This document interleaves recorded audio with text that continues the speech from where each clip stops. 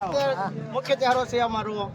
અત્યારે તમે જોવો કે જગતનો તાજ રાત દિવસ મહેનત કરે, રાત દિવસ મહેનત કરે, કાળી મજૂરી કરે, અને ખેડૂત અત્યારે શું મળે તમે જોવો કે આ વરસાદ ઉપરથી વરસાદ નથી મૂકતો, અને આ ભાજપ સરકાર નથી મૂકતો. તમે ગામડે ગામડે જાઓ તો અત્યારે દેશી દારૂ મળે છે. તમે અહીંથી 10 કિલોમીટર હાલો ગાંધીના ગુજરાતમાં તો દારૂબંધી છે.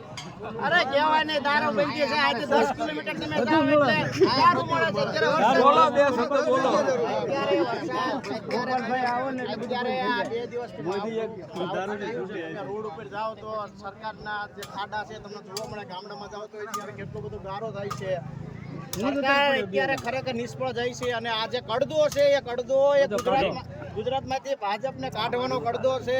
તમે જોયું કે બોટાદમાં લાખો ખેડૂતોને એવા માર્યા, એના પરિવારને હેરાન કરવામાં આવ્યા. એ જે સદસ્યો હતા, એ જે ખેડૂત હતા, આ લોકો એવું કહે છે ખેડૂત નતા તો ખેડૂતના દીકરા હતા. તમે કોઈ પણ એને જે વ્યક્તિને તમે જેલમાં પૂછો એનો ઇતિહાસ જુઓ તમે, ખેડૂત નથી તો ખેડૂતના દીકરા છે.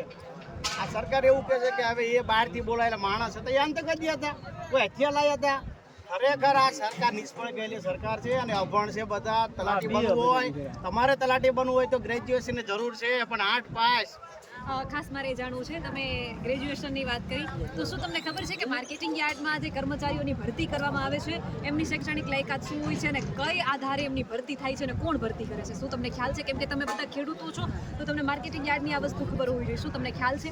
ખ્યાલ જ છે ને બેન. ડાયરેક્ટર હોય એના માસી ફોઈના ભાણિયાને સીધા ભરતી કરવામાં આવે. એજ્યુકેશન જોવામાં આવતું નથી ગુજરાતમાં. તમે એડીસી બેંકમાં જોવો તો તમામ કર્મચારી કોણ છે? માસી ફોઈના ભાણિયા જ છે.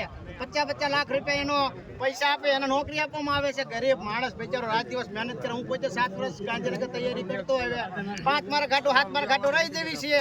લાખો રૂપિયા આપે એને નોકરી મળે છે. આજે ગુજરાતના યુવાનો ભૈયા તળે છે બેન. આ બધું રવાય જો 2027માં બસ બીજું કાંઈ નહીં. આ આપણે અને આજે થાની ચૂંટણી છે 2 મહિનામાં લાવે. સાચી ઠોકીને ગેરંટી આપું કે 99% આપત આવે. પણ ભાજપ ડરી ગઈ છે. એના માટે એવું કહે છે કે ચોથા